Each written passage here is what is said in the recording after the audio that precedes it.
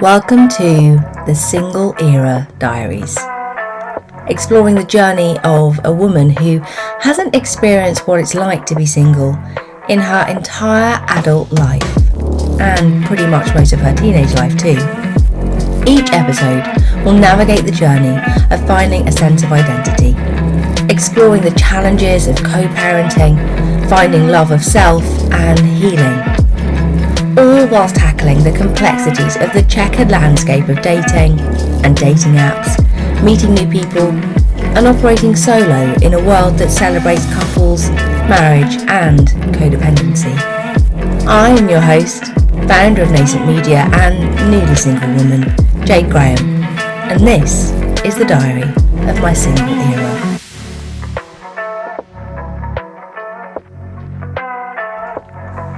Here goes for some self-love and boundaries, unpacking the importance of self-love and having boundaries in dating and relationships. So we're back for another episode of the Single Era Diaries, and together on this week's episode we're going to be diving into a topic that is not only crucial for your dating life when you might be doing what I did last year, putting yourself back out there again, but also for the establishment and the development of long-term maintenance in your relationships too. I'm going to apologise right off the bat. I have a little bit of a husky voice going on. I'm battling some kind of cold as I'm recording this, so I might sound a little more husky than usual. I feel like I have a bit of a Joe Wiley vibe going on. Anyway, so when it comes to relationships, perhaps more than thinking about the idea of self-love and boundaries, the topic of self-love and having boundaries are really a key part of the very foundation of what it means to be an effective human, in my view. And doing that allows you to engage in relationships with others in a way that will work for you medium and long term. And you might be asking yourself as we embark on the concept of self-love, well, what is self-love? What power does it have when you adopt it and when you practice it? You could, like I found myself, feeling perhaps a little unsure on what self-love actually means. And if that is the case, don't worry, I got you. Self-love is, I would describe as being the ultimate love affair with yourself. It's about appreciating and vibing and just feeling good about who you are.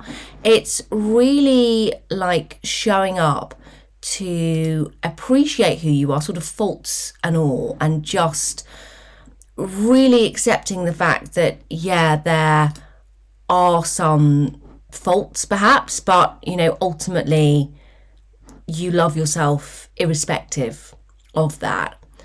And, you know, let's be clear, if acknowledging in yourself that you are pretty great, no matter what flaws you have, self-love isn't about being egotistical. It's not about ego. It's not about arrogance, nor is it about being just focused on you and your needs, akin to the traits that you see in narcissism. Far from it, in fact. The practice of self-love is a healthy kind of love that involves knowing your strengths, knowing your weaknesses, being accountable for your areas of development, but also holding space for whatever those development areas are. And with all of that, being open and committed to treating yourself with the TLC, the tender loving care that you truly deserve. And self-love, I've found through my own journey, and as I continue to progress on this journey of learning to, I guess, like myself, let alone love myself again, but it's ultimately the backbone of the emotional well-being that we have for ourselves in our lives. And despite what any perfectionist kind of thoughts might be popping up to try and tell you about yourself, loving yourself doesn't mean that you're settling. It doesn't mean that you're opting for second best. It doesn't mean that you're not aspiring to continuously develop or improve. It's actually more like being your own personal support squad who, in addition to valuing you for who you are, is in tandem to that pushing you to become a better version of you. And because there is a link between self-love and self-improvement, and because that link is really strong, when you're able to appreciate and accept and love yourself for who you are, it's really critical to being motivated. And I believe actually that it's kind of the secret sauce that gives you the confidence to explore and contemplate and then dive into new opportunities. And of course, when we're thinking about dating, when we're thinking about what it means to be in our single era and considering what it will be to put ourselves back out there again, to explore dating and to lead into new relationships, these are, of course, new opportunities. And it's so easy to understand why self-love is so important when we recognize that it's that self-love that gives us the confidence to dive into those new opportunities as they arise. Now, there's a whole host of studies on self-love and what it means, and they're very much on board with the notion that it is vital. It's really vital in all areas of our life and in the relationships that we go on to develop. And there's a guy whose name is Kristin Neff. He's a pretty well respected professor over in the US. He is a professor in the Human Development Department at the University of Texas in Austin, and he really advocates for love, self-love, in the research that he conducts. And he stated that love, connection and acceptance of ourselves are actually our birthright. And just to explore academia a little more for a moment, because I think to really draw on something that can demonstrate, be that through the data or the research, what the validity of these things are, self-compassion and self-love are really interchangeable in the literature that academics are researching and creating. And so this area of research into self-love that accompanies all of this goes on to demonstrate that having much more self-compassion actually builds an element of resilience in the face of adversity. And it's that can help people to recover far faster from emotional upheavals, including those that can be felt in the romantic and relationship space, dating challenges, trauma that's perhaps relating to a relationship breakdown, separations. Self-love ultimately has the capacity to help us cope far, far better with failure and setbacks and handling moments of embarrassment. And let's face it, when it comes to getting yourself out on those dating apps, there can be a lot of that. There really can. When it comes to meeting complete and utter strangers and somehow seeking to find connection, there will, unless you're really lucky, straight off the bat, there's likely going to be a sense of, this isn't going as smoothly as anticipated. And so with that in mind, knowing why self-love is important and recognizing that there's this whole multi-billion-dollar industry that now capitalizes on the practice of self-love, the teaching of self-love, the advocacy for self-love. But, how can we as individuals, how can we as those that are experiencing change and challenge in our relationships and our lives develop a much greater, stronger, consistent practice of self-love for ourselves in our everyday life, in our dating life, and in what will hopefully become our relationship life again?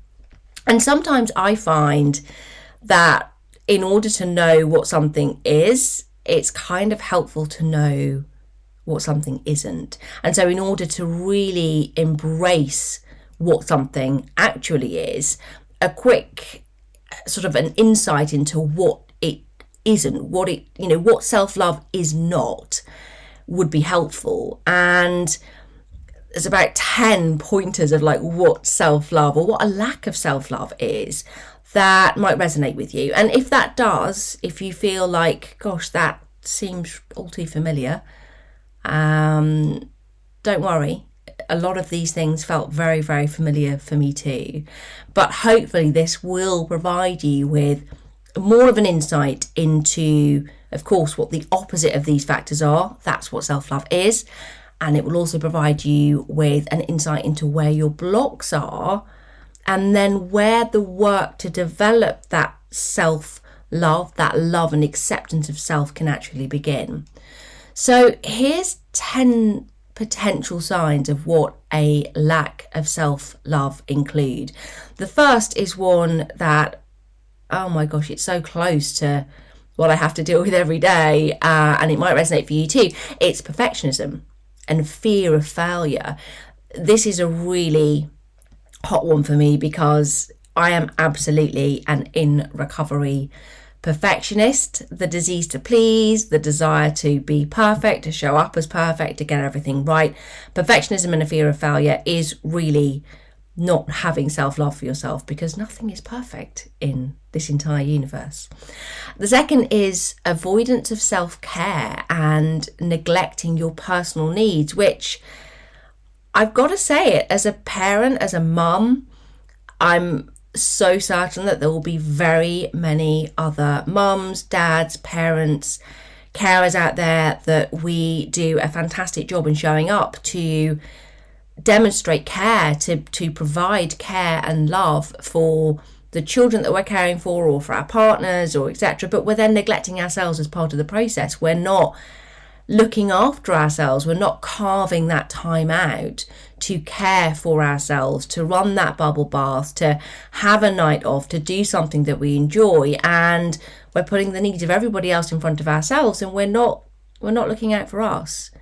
That is also not an act of self-love. The third is tolerating toxic relationships, abuse in relationships. I think that's pretty self-evident as to why that wouldn't be an act of self-love. The fifth is comparing oneself unfavourably to others. And you might have heard the quote, comparison is the thief of joy. It is. Nobody's path is the same as yours. Nobody has the same experiences, the same environment, the same challenges, the same advantages. Nobody has that but you. So comparing yourself negatively to other people is as far from self-love as you can probably get. 6 is really about negative self-talk and constant self-criticism. If I had £1 for every time I spoke negatively to myself, I'd be set. I'd be set for life. I would have retired at 22 maybe. Difficulty in setting and maintaining healthy boundaries is another key way to not be showing love for yourself, and we'll explore boundaries a little more. But if you don't know what your boundaries are, and therefore those potential relationship dynamics are stepping all over them because you haven't been clear as to what your boundaries are, then you're really not showing up as loving yourself.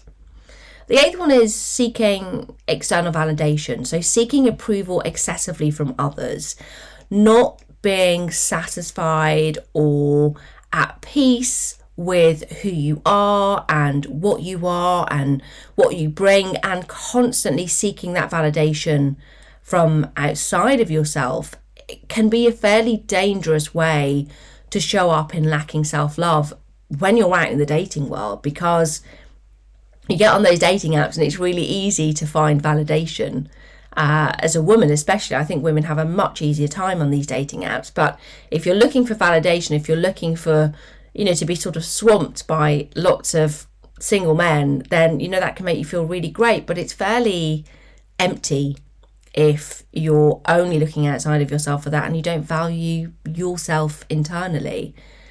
The 9th one is all around engaging in self-sabotaging behaviours. So doing things to trip yourself up, you're on a bit of a roll, you're progressing forward, and you do something that takes you a step back. And the last one is really around chronic feelings of feeling inadequate or having low self-esteem, which, my fellow low self-esteem girlies, if you're, again, anything like me, then having self-esteem and self-confidence is a daily work in progress. And I imagine if you are listening right now to this podcast, then you're doing so as a result of having been in a similar position to myself, hence the creation of this podcast. My relationship had unraveled, it had drawn to a close, it was painful and sticky and messy, and I found myself embarking on this new journey of a single era where that separation,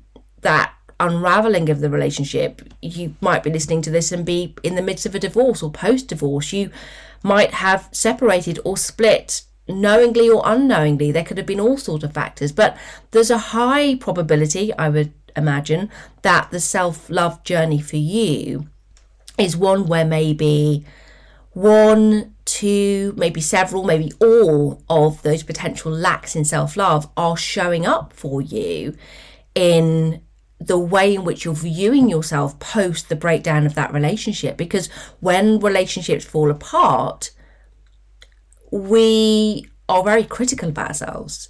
We're very judgmental about ourselves. We might look in the mirror and not recognize ourselves anymore. We may not look like the person who started that relationship because the years have passed and we've grown older. Maybe we've had children. Maybe we've moved around a lot. We might have experienced some other traumas. But it could be so easy, if you haven't yet had the opportunity to do the inner work, to reflect on who you are, that self-love is a real challenge for you right now. And regaining that sense of self-worth and confidence and self-belief in who you are and the fact that you are more than enough is a daily work in progress. And, I have got to say that's okay. It's more than okay if that is where you are. It's exactly where I found myself towards the ending of my former long-term partnership. In many ways, I find myself there to this day, where I'm still learning to appreciate myself for the qualities that I have and accept myself for the flaws that I have, and to work on those gaps and to move closer to what I believe will be the version of me that I want to put out in the world. And so start where you are, wherever that is, in the place where you are battling perhaps the challenges of being a recovering perfectionist. You might find yourself in that space as a new parent, as a new mum. You might be an established parent. You could be abandoning yourself and your personal needs and what you enjoy. You might have stopped doing that altogether. This might be a time where your process of self-love is really identifying, well, what do I enjoy as an individual, not as a couple, not as a married person, not as a mum, but what do I enjoy? What do I like doing for myself?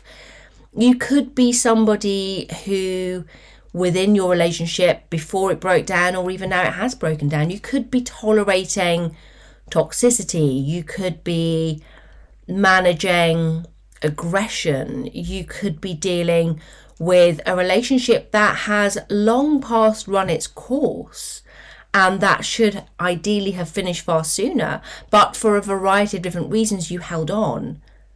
And if you are in that place, then again, developing that sense of self-love and self-respect post the breakdown of that relationship can take time to recover. If you're somebody that's consistently overcommitting, you might be taking on more work in the home, you might be taking on more responsibilities that are feasibly possible for you to manage, you might be juggling studies with parenting, with trying to get back in shape. You could consistently be falling into the trap of trying to keep up with the Joneses, looking outside of yourself. Who's got a bigger house? Who's got a flashier car? Who's got a flatter stomach? If you're doing all of those things, then again, this is your invitation to start where you are and to reflect on how to appreciate and value what you have at this moment in life, to be grateful for it and not to compare yourself to others whose life path could be very, very different to yours. So many people around you might not be experiencing a divorce or a separation. And if they are, their journey is unique, your journey is unique. Fundamentally, it's about you developing that sense of self-validation, that self-approval for you, for yourself, for you, who you are, and for your self-esteem, and believing once again that you are more than enough, that you are attractive enough, that you're sexy enough, that you're lovable enough, that you're likable enough. And yes, there's some flaws in there, but fundamentally, you are great. And so I guess the point that I make with sharing all of that is that when you know what self-love isn't, when you know how you're not showing up in a loving way for yourself, then you can identify what it is that you need to place your attention on and flip that to become the opposite of it. The journey of self-love and repairing the damage is something that you can do at any point in time throughout your single era journey.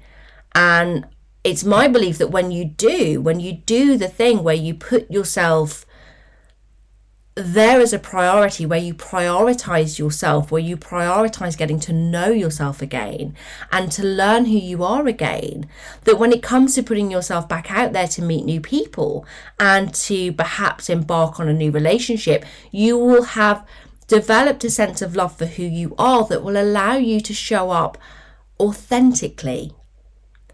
And if you're showing up authentically, that's going to give you much greater scope to attract a person that is truly for you and authentically a match for who you are, not superficially, not just based on superfluous whatever, but is authentically a match for who you are because you love yourself and you know yourself. And when I was doing the research for this week's show, I happened across some work by Simon Sinek, who you may know as being the author of the famed Start With Why. He's a motivational speaker. He's an author. His background, interestingly, is in advertising and PR, and he's not necessarily the kind of person that I or you might associate with relationship advice, but he has outlined a theory for what he believes provides the foundation for having a really great relationship. And the theory doesn't refer to self-love specifically, but I will offer what I view as being the link between self-love and this theory once I've run through his theory. So Simon Sinek, he explained that great relationships are based on what he accounts as being 3+1. And his argument is that it's the combination of these factors in relationships that lead on, of course, from dating. So you're looking to have these factors perhaps at the developing stages of your dating relationship, but it's these factors that create the conditions for a great relationship. And so the first of the three is compatibility, intellectual compatibility. And that's the exchange of an intellectual sort of meeting of minds, teaching, learning, sharing, discussing, engaging in knowledge and ideas and similar interests. But there's this sort of compatibility intellectually that just clicks and connects. The second is all around emotional compatibility. And this is showing up to share your innermost self, your softer side, your emotions, growing together, supporting each other, a dynamic where you can be vulnerable and hold space for vulnerability in the other person. And finally, the third aspect of a great relationship is sexual compatibility, which Simon actually describes as creativity, the creative act of coming together, sharing intimacy through compatibility that goes far beyond physical attraction alone, and then manifests itself as this sort of shared chemistry, this spark of chemistry and compatibility. And so those three aspects of compatibility he describes as being the key, I mean, having 1.5 or 2 of those, it's possible to have a good relationship. But you can't, he argues, have a great relationship without the 3. Because at any one time, you're not going to have all of them high at the same time. You might well in the honeymoon period. And the honeymoon period lasts for, a good 2 years. So you're probably pretty good if you're lucky and you've got the things sort of bob on right from the outset. But otherwise, they're going to fluctuate. And you'll need one or the other of those 3 to hold up the others that are sort of waxed and waned, because that's what happens in a relationship, isn't it? And so as they move up and down, as they wax and wane, the others hold the others up when one is down. And that's really why you need to have all 3. And he suggests that, yeah, great, you can have a ton of fun, a lot of fun with 1 or 2 of them. But to have a truly great relationship, you need to have all 3. The +1, by the way, if you're wondering, is circumstances, timing, divine timing, location, finding yourself single at the same time, in the same place, on the same app. Perfect. Who knew that could happen? So what's the link between what it takes to have a great relationship and having love of self? Well, in my view, and not only in my view, also in some of the research, it is, and in fact, in my personal experience of having put myself back out there into the dating world to meet somebody, it's practically impossible to understand what and who might be compatible with you if you are engaging in behaviours that aren't self-love.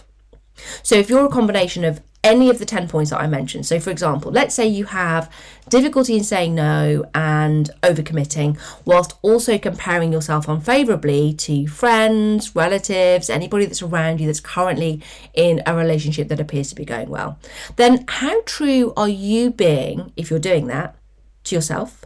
How true are you being to your needs? How true are you being to what you want to find in a relationship if you're not saying no, if you're overcommitting, and if you're constantly comparing yourself to others?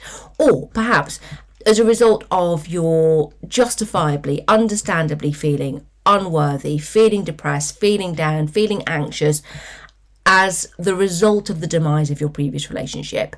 If you're desperately wanting to gain approval in a bid to boost your confidence, and perhaps along with that, you're engaging in, let's say, self-sabotaging behaviours. So you're not reading red flags when they arise in potential dates, or you're dating people who aren't aligned with your values or your expectations of future relationships. Let's say you're dating for a long-term relationship and you're just dating people that want hookups. There's a misalignment there.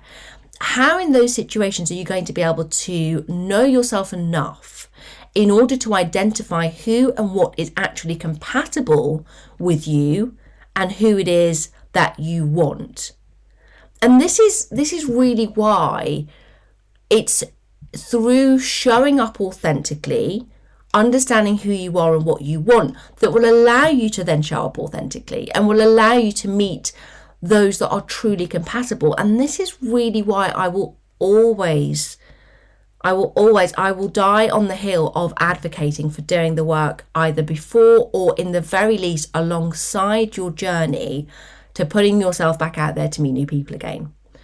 Because it's in doing that that you have a far greater potential to connect, to meet, to be open to explore new possibilities with those who are truly compatible for you, as opposed to just filling the gaps in your insecurities caused by your not yet having developed that love of self. And this is really another factor in why overcoming the difficulty of what it may feel to set and maintain healthy boundaries for yourself could also be impacting your aim to date and to find a healthy and compatible relationship for yourself. So let's unravel the concept of boundaries and how to implement them. And again, if you're somebody that hasn't, maybe you've heard the term boundaries, maybe you're not 100% sure as to what that means, maybe you have no clue as to why they're so crucial in the world of dating and relationships and life. Again, let's jump in. Boundaries, they do come in a variety of different versions and forms. There are what I would describe as being your sort of the pillars, the pillar boundaries that you will absolutely need to have when it comes to dating, and those are physical and emotional boundaries. But boundaries also include the sort of things that are more unique to you. So the kind of discussions, the sort of things that you're prepared to talk about, the sort of things that you view as being on or off limits, the availability that you have, the locations that you're comfortable with going to for a date, the personal information that you're prepared and comfortable and willing to share. All of these are really fair game for you as highlighting as your boundaries. And further to that, what I will also add is what's considered a healthy boundary can be completely unique to you. It's about what that boundary is for you, what it means to you, and why it's important to you. And if it does, then that's your boundary, and that boundary should be respected. I also think it's worthwhile acknowledging that there is a lot of research around boundaries and the correlation between having boundaries and good self-esteem, which we know good self-esteem forms part of what it means to have self-love.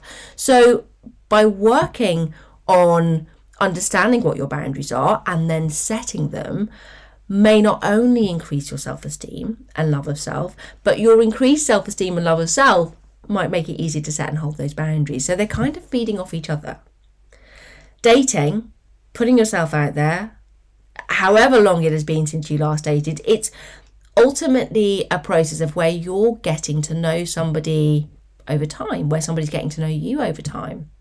And at that same time, yes, hopefully, ideally, you're having a great time. Hopefully, you're having a lot of fun. Dating needs to be fun.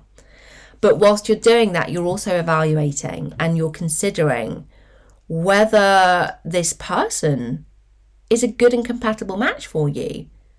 And the way, I believe, the only way that you can do that is by understanding who you are, knowing what it is that you want, valuing yourself for those attributes and the things that are good, great, not so great, and different about you, and then forming your boundaries, which will, at least in my own case, and maybe for you, they align with the values that you have for yourself. And if you do that right from the outset, then that is going to enable you to be in the dating landscape in a way that is far more effective and far more likely to transfer to becoming a successful relationship. When I ventured into the dating world in the summer of 2023, I hadn't necessarily fully considered what my boundaries were. And I think that's probably why the first initial dates that I went on were a shit show. I think they were a shit show because I hadn't fully developed a sense of self-love. I was still grappling with what it was to accept myself and to accept where I was as a single woman. And I was also really keen to find validation outside of myself. I was really not going after things in the way that were right for me at that time. And I think, I learned from that, and having done that, I think it's that combination of that work that really allowed me to put myself back out there much more authentically come the autumn, which is how things have worked out really well. I will say, however, and this might echo for whoever is listening, whilst you may not have formed boundaries, you might have some really strong values or principles for yourself that could well form the foundation of the boundaries that you do go on to develop. So in my own case, for example, I have some very, very firm values and principles and morals around sort of intimacy and like kissing on first dates. Like I wouldn't kiss on a first date, for example. It's a complete stranger. No thanks. I wouldn't sleep with somebody on a first date. It's a complete stranger. No thanks. And that's my own belief system. It doesn't apply to everybody else, and there's no judgment if anybody doesn't align with those. Everybody's different. But I do believe that whatever your values and your principles are, they will help to form the foundations for the boundaries that you do go on to develop for yourself. So look, as with everything on your single era journey to finding love again, I can't advocate enough for how vital it is to learn to love yourself first. When you do that, when you value yourself, when you know what it is that you want and deserve, when you do the inner work, when you reflect on what you actually align with, who you are today, tomorrow, and in the years to come, when you're clear on your expectations and what will be a great fit for you, the empowerment that you gain from that forms the foundation of not only your self-love, but also the boundaries that you're going to put in place to protect the sanctity of who you are and what it will be to honour and to care for you and to support you and to love you fully.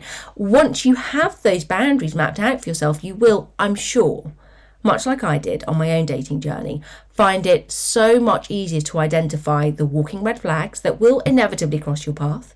You'll be able to spot them. You'll be able to choose to avoid them. You'll be able to, hide from them, ignore them, don't respond, and then make your way towards the green flags. The great, fantastic, wonderful green flags. And they do exist out there. They're out there. And when you're focused on that, and you're focused on the green flags because you know what doesn't align with you, somehow, seemingly out of nowhere, when you least expect it, you'll then go on to somehow meet somebody who is a walking green flag, who makes absolutely everything more magical and way, way better than you had ever imagined being possible.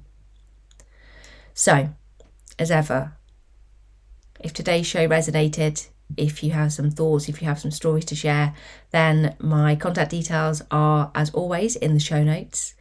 And if you are embarking on this stage of your self-love and boundary development journey, then I wish you luck. And as always, thank you for listening to this week's episode.